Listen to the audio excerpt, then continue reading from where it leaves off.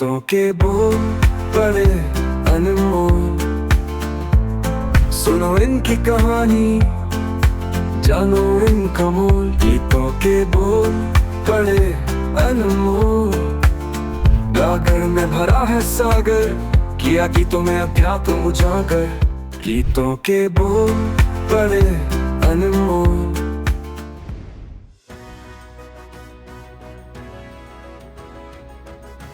प्रणाम और प्रेम पूर्वक स्वागत है आप सबका विश्व शांति दर्शन के मंच पर। चैनल के दृष्टा हैं वर्ल्ड पीस डोम के रचनाकार, सार्वभौमिक शिक्षा के पक्षधर, विश्वधर्मी प्रोफेसर डॉक्टर विश्वनाथ दा कराड़। आप देख रहे हैं अपना फेवरेट प्रोग्राम गीतों के बोल बड़े अनमोल। कारवां गुजर गया गुबार देखते रहे। कारवां गुजर गया गुबार देखते रहे, ये पंक्तियाँ भारतीय कविता के अमर पन्नों में दर्ज हैं। इन्हें लिखने वाले थे उत्तर प्रदेश के इटावा जिले के एक छोटे से गांव से उठे कवि गोपाल दास सक्सेना, जिन्हें दुनिया उनके कलम नाम नीरज से जानती है।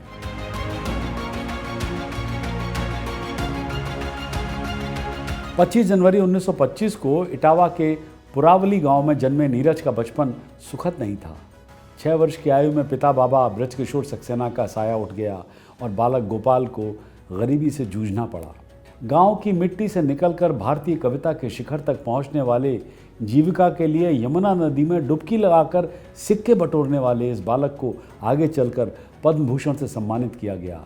नीरज ने साबित किया, सच्चा कवि अपने जीवन से ही कविता रचता है। आज 19 जुलाई 2026 उन्हें गए हुए 8 वर्ष हो चुके हैं। आइए इस जन कवि के जीवन पथ पर चलें और देखें कि कैसे उन्होंने शब्दों से, जी हाँ, शब्दों से इस देश की आत्मा को गढ़ा।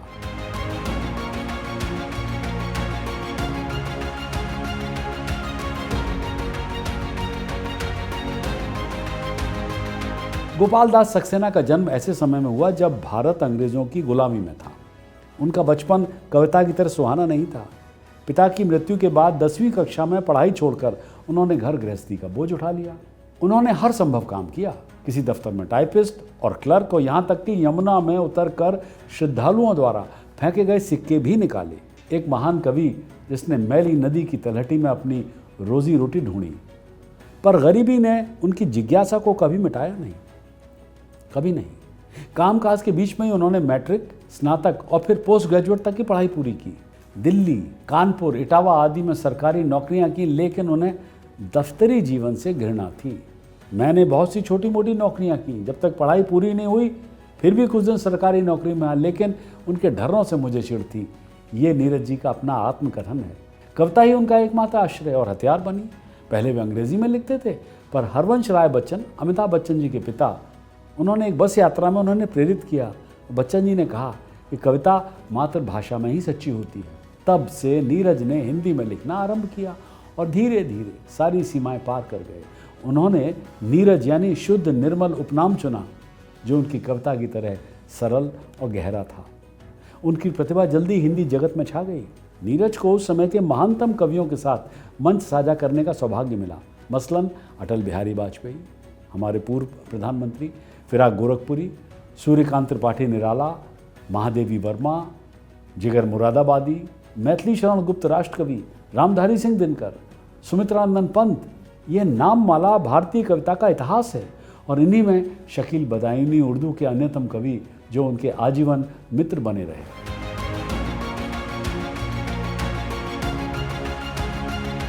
उन्नीस 1960 के दशक में नीरज कवि सम्मेलनों के सबसे लोकप्रिय कवि बन चुके थे।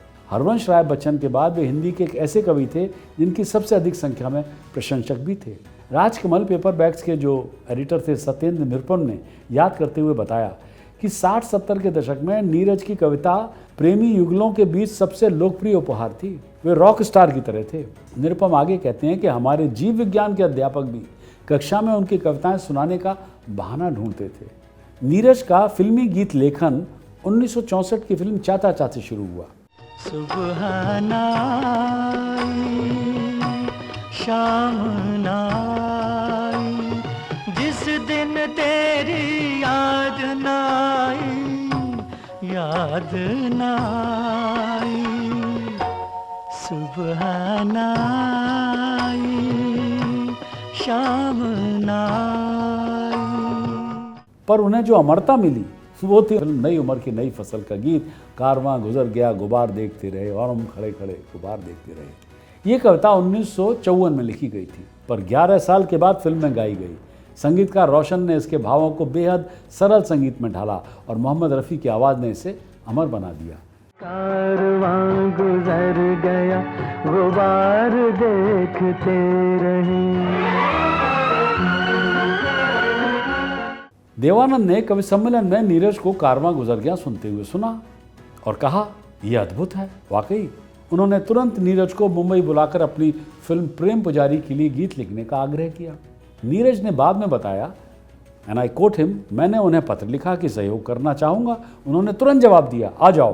फूलों के रंग से दिल की कलम से तुझको लिखी रोज पाती, कैसे बताऊं किस किस तरह से पल पल मुझे तू सताती। मुंबई में नीरज ने संगीतकार एस.डी. बर्मन के साथ अपनी अद्वितीय साझेदारी शुरू की। बर्मन पहले कुछ हिचकिचा रहे थे। उन्होंने नीरज को चुनौती दी कि रंगीला से शुरू होने वाला एक व्यंग्य गीत लिखें। नीरज ने चुनौती को स्वीकार किया और फिर रंगीला रे तेरे रंग में यूं रंगा है मेरा रंग, बर्मन ने सुना और सुनकर बस इतना ही कहा, हैट्स ऑफ। इसके बाद बर्मन रोज नीरज से मिलना चाहते थे। रंगीला रे तेरे रंग में यूं रंगा है मेरा मन, छलिया रे ना बुझे है इस जल से ये जलन। फूलों के रंग से शोखियों में घोला जाए, लिखे जो खत तुझे तेरी याद में, मेरा मन तेरा प्यासा, ए भाई जरा देख के चलो, जीवन की बगिया महकेगी। और ऐसे ही असंख्य गीत 60 के दशक के अंत और 70 के दशक के आरंभ में रचे गए।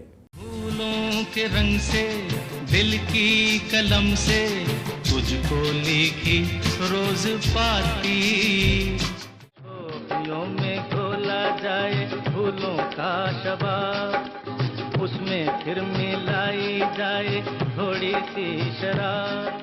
लिखे जो खत तुझे वो तेरी याद में हजारों रंग के नजारे बन गए।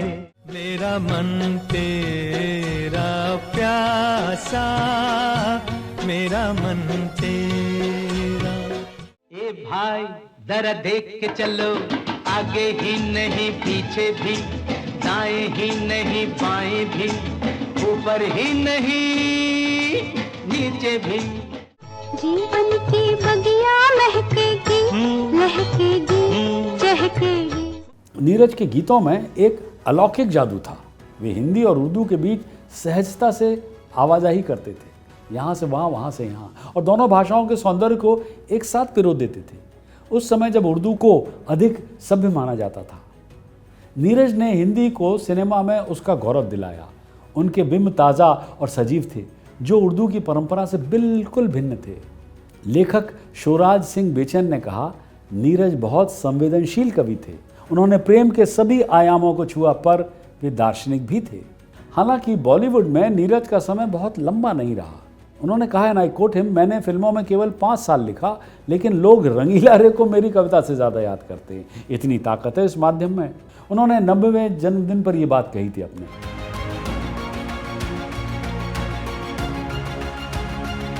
जो मुझे समझते थे उनका कहना था वे अब नहीं रहे, इसलिए मैं भी वापस आ गया हूँ। यह कहकर मुंबई छोड़कर अपने चहेते शहर अलीगढ़ वापस आ गए।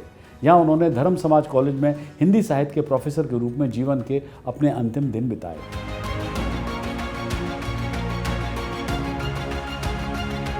नीरज केवल कवि नहीं बल्कि एक गहरे सामाजिक पर्यवेक्षक और राजचिंतक भी थे। उनकी कविता केवल श्रृंगार या प्रकृति वर्णन तक सीमित नहीं रही, वो देश के भाग्य से सदा जुड़ी रही। 1947 में भारत के विभाजन के समय मानव इतिहास के सबसे बड़े जन आंदोलन में जो त्रासदी हुई, उसे नीरज ने अपनी कविता में दर्ज किया, पर कभी भी शांति की आशा को मरने नहीं दिया। उनकी कविता में मानवीय संवेदना, सांप्रदायिकता के विरुद्ध स्वर और भारत की गंगा यमुना तहजीब की प्रशंसा मुखर थी। जावेद अख्तर ने उन्हें भारत की गंगा यमुनी सभ्यता का प्रतीक कहा। वे हिंदी के शायर भी थे और हिंदी के कवि भी। नीरज के राष्ट्र निर्माण के विचारों का शायद सबसे सटीक उदाहरण उनकी ये पंक्तियां हैं। क्या अब तो मजहब कोई ऐसा भी चलाए, अब तो मजहब कोई ऐसा भी चलाए जिसमें इंसान को इंसान बनाया जाए।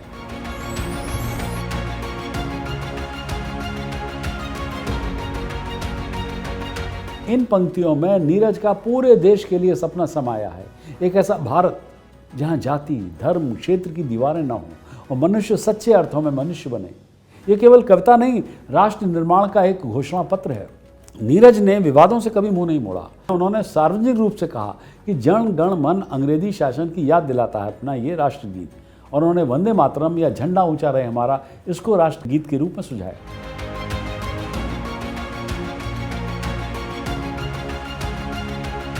नीरज का प्रभाव साहित्यिक सीमाओं से बहुत आगे तक फैला। उत्तर प्रदेश सरकार ने उन्हें कैबिनेट मंत्री का दर्जा दिया था। प्रधानमंत्री नरेंद्र मोदी ने उनके निधन पर कहा था, and I quote him, Neeraj ji की अनूठी शैली ने उन्हें हर वर्ग, हर पीढ़ी से जोड़ा। उनकी रचनाएं कालजयी धरोहर हैं जो सदा प्रेरित करती रहेंगी। उन्हें 1991 में पद्मश्री और 2007 में पद्म भूषण, भारत के सर्वोच्च नागरिक सम्मानों में से एक है, उससे विभूषित किया। वे अलीगढ़ के मंगलायतन विश्वविद्यालय के कुलाधिपति भी रहे।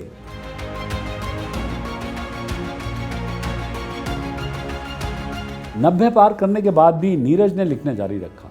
2015 में उनके 90वें जन्मदिन पर अलीगढ़ में एक साक्षात्कार में, यद्यपि शारीरिक रूप से कमजोर थे, उन्होंने तुरंत कविता सुनाई और अपने उपस्थितों को आनंदित किया। एक साल में लगभग 300 गाने बनते हैं, शायद उससे भी ज़्यादा। इतनी प्रतिस्पर्धा है कि हर कोई प्रयोग कर रहा है। कोई भी संगीतकार या गीतकार समय से पिछड़ना नहीं चाहता।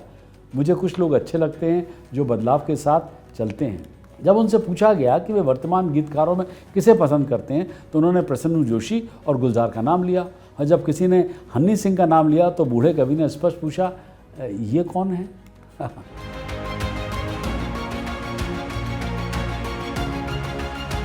और फिर जुलाई 2018 में एक दुखद समाचार आया।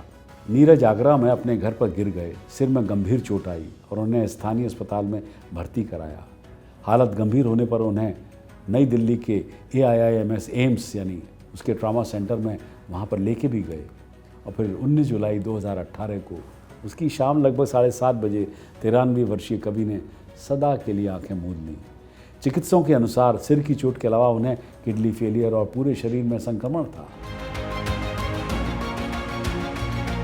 साहित्य जगत से लेकर सिनेमा, राजनीति से लेकर आम जनता तक अनगिनत लोगों ने इस जन कवि को अंतिम विदाई दी।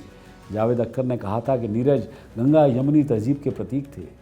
प्रधानमंत्री मोदी ने शोक संदेश जारी किया। उनके पीछे वे अपनी पत्नी सावित्री देवी, जो पहले ही 2001 में स्वर्गवासी हो चुकी थी, पुत्र मिलन प्रभात और गुणियान रह गए थे। कवि सम्मेलनों पर इतने लंबे समय तक राज करना बहुत कठिन है, ये कहना था उनके पुत्र मिलन प्रभात का। और सचमुच 1940 के दशक से लेकर 2018 तक 7 दशकों से भी अधिक समय तक नीरज हिंदी कविता के आकाश में चमकते रहे। उनकी अंतिम शांति उस अलीगढ़ में है जिस शहर को उन्होंने अपना बनाया और जहां वे लौट आए।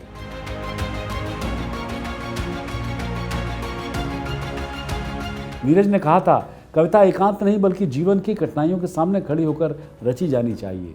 धूप में निकलो। इटावा के गरीब गांव के बालक से अलीगढ़ के प्रोफेसर तक, यमुना में सिक्के बटोरने वाले से पद्म भूषण सम्मानित कवि तक, कवि सम्मेलन के स्थायी चेहरे से बॉलीवुड के कालजयी गीतकार तक, नीरज का जीवन आधुनिक भारत के इतिहास का साक्षी है। उन्होंने भारत की स्वतंत्रता, विभाजन, निर्माण और विकास को अपनी आंखों से देखा। उन्होंने इस धरती को हंसी, आंसू, आशा, निराशा और एकता को अपनी कविता में उतारा। वे रोमांटिक भी थे, क्रांतिकारी भी, दार्शनिक भी, मानवतावादी भी, पर सबसे बढ़कर वे जन कवि थे। आत्मा के सौंदर्य का शब्द रूप है। काव्य मानव होना भाग्य है, कवि होना तो सौभाग्य है। ये उन्हीं की लिखी पंक्तियां हैं दरअसल, और यही उनके पूरे जीवन का सार भी है।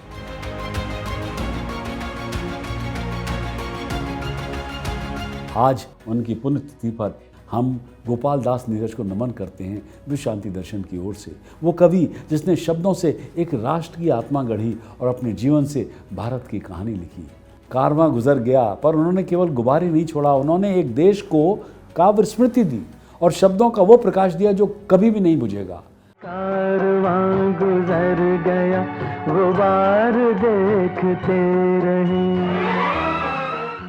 तो बस इन्हीं पंक्तियों के साथ मैं भी आपसे लेता हूँ विदा। सब्सक्राइब कीजिए, साझा कीजिए और देखते रहिए अपना पसंदीदा प्रोग्राम गीतों के बोल बड़े अनमोल, ओनली ऑन विश्रांति दर्शन।